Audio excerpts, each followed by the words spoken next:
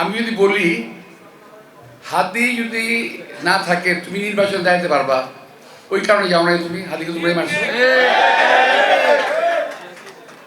হাদি যদি না থাকে হাসনাত কায়ুম কি হাসনাত কি জানি সাদেক কায়ুম নির্বাচন দাঁড়াতে পারবে, এই কারণে ওরাই মারছে। তো এখন আমি কেন গেলাম এটা আমার অপরাধ হয়ে গেছে। সে তো কি একটা অবস্থা ওখানে। তা আমি তখন খুব রাগ করে বললাম মানে সাংবাদিক সামনে যে আমি যদি শুধুমাত্র একটু বলতাম করতাম ওদের কেউ ওখান থেকে বেঁচে বেরোতে পারতো না।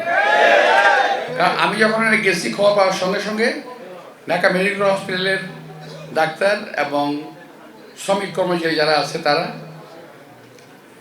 আশেপাশে যারা ছিল আমাদের বিএনপির তারা ওখানে হাজির হয়ে গেছে। 10 মিনিটের মধ্যে আমাদের প্রায় 5,000 লোকই হাজির হয়েছে। তো ওখানে একটু ফু দিলে টোকাতে উড়ে যায় তারা। তো যাই হোক আমি তখন তো আমি সহ্য করলাম, দেখলাম যারা সব বাচ্চা ছেলে পেলে, যদিও আর ইদানিং সাল ব্যবহার করা হয় না, কিন্তু দেখেন আপনারা যে শাল ব্যবহার করতেছে। তারপরে গাড়ি কোথায় পাইলে গাড়ি হঠাৎ করে? আমি বলছি না তোমরা গাড়ি চালাতে পারবা না, অবশ্যই পারবা, গাড়ি চালাতে হবে। ব্যবসা করো, চাকরি করো, হালাল পথে ইনকাম ট্যাক্স দাও, জাকাত দেওয়া টাকা দিয়ে গাড়ি ঘোড়া চালাও, কোনো অসুবিধা নেই। আমি মির্জা আব্বাস আল রহমতের বুকে হাত দিয়ে বুকের কথা দিয়ে বলতে পারবো যে জাকাতও দেই, ইনকাম ট্যাক্সও দেই। অনেক সময় মনে হয় বলাটা খুব খারাপ ধর্মীয় হবে, জাকাত এবং ইনকাম ট্যাক্স দেওয়ার পরে কিন্তু আলটিমেটলি বছরের শেষ টাকাই থাকে না। একজন সত্যিকারের জাকাত যিনি দেবেন, জাকাতের যদি পরিমাণ অনুযায়ী আবার যদি ইনকাম ট্যাক্স দেয় তাহলে কিন্তু একেবারে সর্বনাশী ব্যাপার, টাকাই থাকে না, বছরে চলার মতো টাকা থাকে না। তো সেক্ষেত্রে আমি চলি কি প্রশ্ন আসবে না, একটা প্রশ্ন আসবে। কিছু কিছু আছে জাকাত আছে, জাকাতের আছে এটা আমি জাকাত দিই কিন্তু ট্যাক্স দিই না। এটা আবার ট্যাক্স কমিশনার যারা আছেন তারা তো আমার জানলে তো মুসিবত, এটা বলেন না আর কি। তো আমি যেটা করি ধর্ম মেনেই চলি। আমি আমার একেবারে আমার 3 জন হুজুর আছে। ও এটা বলছে আমি নাকি উদ্বাস্ত, আমি নাকি ভাইয়া আসছি উদ্বাস্ত, কি অনেক কথা। তো যাই হোক এগুলো বলতে গিয়ে জানেন ওকে বললাম যে ভাই এগুলো বলার দরকার নাই, তুই চা খাওয়া একদিন কথা বলি। কারণ ওদের নেতারা সব কম বেশি আমার পাশে আসছে, চা খাইছে, বেরিয়েও গেছে, সব বলছি আমি। এখন এইটাও নাকি হুমকি দেওয়া হয়েছে, আমি হুমকি দিচ্ছি। আজকেও দেখলাম সোশ্যাল মিডিয়ায় সে বলতেছে আমাকে যতই হুমকি দেওয়া হোক, ভাই আমরা ঢাকা শহরের ছেলে, একটা সময় তোমাদের বয়স না, তোমাদের কম বয়সে ঢাকা শহরকে দাপিয়ে বেরিয়েছি আমরা, একটা সময় ছিল। আমি সিদ্ধুশী স্কুলে পড়েছি, আমি মন্ত্রী সেন্ট্রাল স্কুলে পড়েছি। দুটো কথা এই কারণে বললাম, আমি কয়েকটা দুটো কলেজের কথা বলবো, দুটো স্কুলের কথা বলবো। সিদ্ধুশী স্কুল ছিল সকল ভালো এবং খারাপ ছাত্র মিলে ছিল সিদ্ধুশী কলেজ, সিদ্ধুশী স্কুল। এখান থেকে অনেক ব্রিলিয়ান্ট ছাত্র বেরিয়েছে, মন্ত্রী মিনিস্টার হয়েছে। Motijheel central government high school, এখান তো অনেক ভালো ছাত্র বেরিয়েছে, আপনার সেক্রেটারি হয়েছে, মন্ত্রী হয়েছে অনেক। আরেকটা হলো তিতুমির কলেজ এখন যেটা আছে, তৎকালীন সময় জিন্না গভর্নমেন্ট কলেজ। আমি সেই জিন্না গভর্নমেন্ট কলেজে পড়েছি, আমি জগন্নাথ কলেজে পড়েছি, আমি সরদি কলেজে পড়েছি। এখন বলতে পারেন যে এই সময় এতটুকু সময়ের মধ্যে আপনি এত কলেজে কীভাবে পড়লেন? কারণটা হলো ছাত্র আমি যতই ভালো হই না কেন, আমি খুব অ্যাটেন্টিভ ছাত্র ছিলাম না, খুব মনোযোগী ছাত্র ছিলাম না। ফলে আমরা ওই কলেজে থেকে যেতাম, ওই ক্যাফেটেরিয়াতে গিয়ে কমন রুমে গিয়ে ক্যারম বোর্ড খেলতাম, চা খেতাম, নাস্তা খেতাম। ফলে হয়েছে কি পার্সেন্টেজ শর্ট। তো ultimately government college, Jinnah government college allow করে নাই আমাকে ভর্তি হয়েছি সোয়ার্দি কলেজে। হ্যাঁ, ইন্টারমিডিয়েট পাস করার পরে আমি লিডুল্লাহ সহ আমার এক ফ্রেন্ড আছে জামান, আমরা জগন্নাথ কলেজে ভর্তি হই। আমি এটাই কেন বলছি যে ঢাকা শহরে আমাদের চলাচলটা ছিল অসীমিত, সীমিত না, অসীমিত। আমরা ঢাকা শহর চষে বেরিয়েছি এক সময়, নামও হয়েছে, বদনাম হয়েছে, সুনাম হয়েছে, দুর্নাম হয়েছে। অতঃপর ঢাকা শহরের মেয়র হয়েছি। অনেক এমনিতে না, এমনিতে হয়নি। এখন এরা আমাদের বিরুদ্ধে কথাবার্তা বলে। তা আমি বললাম যে আপনারা চা খান একদিন এসে আমার বাসায়। আমি নাকি থ্রেড করেছি, চা খাও থ্রেড, বিরিয়ানি খাও, তারপরে বিরিয়ানি খান, এরাও থ্রেড করছে। কথায় কথায় বলে, আমি তাকে হুমকি দিচ্ছি। এখন আমি কি করে বুঝাবো যে ওর মতো ছেলেকে আমার হুমকি দেওয়ার কোনো প্রয়োজন তো নাই। আমার যদি একজন, আমি ওই দিন কথাটা বলেছি, আমার কথা বলতে হচ্ছে। আমি অনেক হসপিটালে গেলাম না, ওই ছেলে হাদিকে দেখার জন্যে। আমি কিন্তু প্রথম লোক ছিলাম, তখন কিন্তু এই ছেলেগুলো কেউ যায় নাই। আমি গেছি কিন্তু 3টার সময় গিয়ে হাজির হয়েছি ওখানে, আমি 3টায়, এরা কেউ যায় নাই। কেন যাও নাই বাবা? আমার প্রশ্ন হলো কেন যাও নাই? আমি যদি বলি হাদি যদি না থাকে তুমি নির্বাচন দাঁড়াতে পারবা, ওই কারণে যাও নাই তুমি, হাদিকে তুমি মারছো। হাদি যদি না থাকে হাসনাত কায়ুম, কি হাসনাত কি জানি সাদেক কায়ুম নির্বাচন দাঁড়াতে পারবে, এই কারণে ওরাই মারছে। তো এখন আমি কেন গেলাম এটা আমার অপরাধ হয়ে গেছে। সে তো কি একটা অবস্থা ওখানে।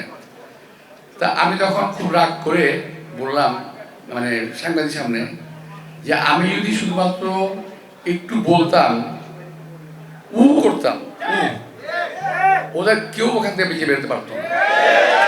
কারণ আমি যখন গেছি, খবর পাওয়ার সঙ্গে সঙ্গে ঢাকা মেডিকেল হসপিটালের ডাক্তার এবং শ্রমিক কর্মচারী যারা আছে তারা, আশেপাশে যারা ছিল আমাদের বিএনপির, তারা ওখানে হাজির হয়ে গেছে। 10 মিনিটের মধ্যে আমাদের প্রায় 5,000 লোকই হাজির হয়েছে। তো ওখানে একটু ফু দিলে টোকাতে উড়ে যায় তারা। তো যাই হোক, আমি তখন তো আমি সহ্য করলাম, দেখলাম যে সব বাচ্চা ছেলে পেলে। এখন মাঝে মাঝে বলি যে আমার নাতিরা যখন, বাচ্চারা যখন আমার সঙ্গে রাগটা করে, তখন তো আমি করতে পারি না। তো একসময় তো আমরা বাবার সঙ্গে রাগ করেছি, বাবা 2 থাপ্পড় দিয়েছে আমাদের এক সময়। কিন্তু এখনকার বাচ্চারা তোরা আবার থাপ্পড় টাপ্পড় সহ্য করে না, রাগ করলে মুসিবত, রাগ করা যাবে না ওদের সঙ্গে। তো এখন আমি ওদের সম্বন্ধে এটাই ভাবি। তো যাই হোক, আমি আপনার সঙ্গে যে বলছিলাম, শুরু করেছিলাম যে আপনাদের সঙ্গে গল্প করতে পারি, বক্তৃতা দিতে পারি না। মার কাছে মামার গল্প করা সময় একই রকম। এটা শোনো, আমি এক সময় দেখছি শান্তিনগরের যে মোড়টা, চৌরাস্তা মোড়, ওখানে পানি জমে। তো আমি চিন্তা করলাম মেয়র থাকা অবস্থায় তখন, যে এখানে তো পানি জমার কথা না। আমি সিদ্ধেশ্বর স্কুলে পড়েছি, ভরা বৃষ্টির মধ্যে, বন্যার মধ্যে আমি গিয়েছি, কিন্তু এই শান্তিনগর বলে কখন পানি জমে নেই। পানি কেন জমবে? অনেক খোঁজ করে দেখলাম যে পানি যাওয়ার যে রাস্তাগুলো আছে, সে রাস্তাগুলো ব্লক হয়ে গেছে। আমি পরবর্তীতে বড় ড্রেন করে, যেটা আপনারাও জানেন না, ওখান থেকে ড্রেন করে বিজয়নগর হয়ে যে বস কালভারটা আছে, ওখান থেকে কানেকশন আমি দিয়ে দিচ্ছি। ফলে ওই পানিটা মধ্যে সরে গেছে, এখন পানি আর জমে না। আর আপনাদের যেটা আছে, এটার যে আউটলেট যেটা আছে, সেটা এখন বন্ধ অলমোস্ট। খুব তির করে পানি ধীরে ধীরে যায়। কিন্তু জানেন, এটা একটু যদি একটু খোঁজখবর নেওয়ার লোক থাকতো, মা বাপ থাকতো, এই 17 বছরে এখানে এক ফোঁটা পানি জমার কথা না। আসলে এটা দেখার মতো লোক নাই, এটা বোঝার মতো লোক নাই। যদি একজনকে বলা হয় যারা নির্বাচন দাঁড়িয়েছে যে এই পানি নিষ্কাশন করতে পারবেন, সে বলবে হয়তো পারবো। কীভাবে পারবেন সে বলতে পারবে না। আমাকে যদি বলা হয়, আমাকে বললে আমি এটা বলবো যে আমার 1 দিন সময় লাগবে, এটা বেশি না। 1 দিনের মধ্যে আমি এখানে পানি জমবে না, সেটা করার ক্ষমতা আলাদা আমাকে আলাদা দিচ্ছে। আমি জানি, কারণ আমি জানি পানিটা কোথায় জমতেছে, কেন জমতেছে, কোথায় ব্লক আছে। এটা ঢাকা শহরে বসবাস করতে জানতে হবে। তো এখন যেটা মূল কথা আসি, আমাদের ভোট, নতুন প্রজন্ম, আমাদের যারা জেনজি বলা হয় যাদেরকে, এই মুহূর্তে প্রথম ভোট অনেকের, এরা কিন্তু আসলেই, যে কথা মুভি পড়েছেন তখন, এরা কিন্তু আসলেই আমার সম্পর্কে জানে না। আমার নাম শুনেছে, এবং পাশাপাশি এই যে একজন ক্যানভাসার যেভাবে আমার সম্পর্কে ক্যানভাস করতেছে, তো ওই বাচ্চারা যদি এইটা শুনে আবার বিশ্বাস করে, তাহলে কিন্তু ধরেই নেবে সত্যি আব্বাস সাহেব চাঁদাবাজ, সত্যি গ্যাংস্টার, সত্যি মাফিয়া, ওরা বিশ্বাস করবে কিন্তু। এই কারণে আমার মনে হয় আপনাদের বাসায় যে ছেলেমেয়েগুলো আছে তাদের ব্যাপারে তাদেরকে একটু এই সম্পর্কে বোঝাতে হবে। এই যে ছেলেগুলো আসছে এখন, আমি আজকে দেখলাম যে একটা পত্রিকায় ছবি দেখলাম, এখনের মধ্যে এখানে আছে মনে হয়, মানে স্মার্ট, মানে হাইয়েস্ট অর্ডারের স্মার্ট ওরা। হাউ, কীভাবে হলো? কদিন আগে কী ছিল এরা? গাড়ি থেকে নামে, কি সুন্দর একটা দামি শাল পরে। আমি বলতে চাই যে 2 বছর আগে আপনার শালটা কোথায় ছিল একটু দেখান তো, আমি দেখি। 2 বছর আগে, 2 বছর আগে একই শাল, 2 বছর আগে। আর আমাকে যদি বলে, আমি এখন থেকে 30 বছরের শাল আমি দেখাতে পারবো। 30 বছরের, একটা না 30টা দেখাতে পারবো। এটা আছে, আগে থেকে ব্যবহার করতেছি, এখনো করি। যদিও আর ইদানিং শাল ব্যবহার করা হয় না, কিন্তু দেখেন আপনারা যে শালটা ব্যবহার করতেছে। তারপরে গাড়ি, কোথায় পাইলো গাড়ি হঠাৎ করে? আমি বলছি না তোমরা গাড়ি চালাতে পারবে না, অবশ্যই পারবা। গাড়ি চালাতে হবে। ব্যবসা করো, চাকরি করো, হালাল পথে ইনকাম ট্যাক্স দাও, জাকাত দেওয়া টাকা দিয়ে গাড়ি ঘোড়া চালাও, কোনো অসুবিধা নেই। আমি মির্জা আব্বাস আল রহমতের বুকে হাত দিয়ে বুকের কথা দিয়ে বলতে পারবো যে জাকাতও দেই, ইনকাম ট্যাক্সও দেই। অনেক সময় মনে হয় বলাটা খুব খারাপ ধনী হবে। জাকাত এবং ইনকাম ট্যাক্স দেওয়ার পরে কিন্তু আলটিমেটলি বছরের শেষ টাকাই থাকে না। একজন সত্যিকারের জাকাত যিনি দেবেন, জাকাতের যদি পরিমাণ অনুযায়ী আবার যদি ইনকাম ট্যাক্স দেয়, তাহলে কিন্তু একেবারে সর্বনাশী ব্যাপার। টাকাই থাকে না, বছরে চলার মতো টাকা থাকে না। তো সেক্ষেত্রে আমি চলি, কি প্রশ্ন আসবে না? একটা প্রশ্ন আসবে। কিছু কিছু আছে জাকাতের আছে, সেটা আমি জাকাত দিই কিন্তু ট্যাক্স দিই না। এটা আবার ট্যাক্স কমিশনার যারা আছেন তারা তো আমার জানলে তো মুসিবত, এটা বলেন না আর কি। তো আমি যেটা করি ধর্ম মেনেই চলি।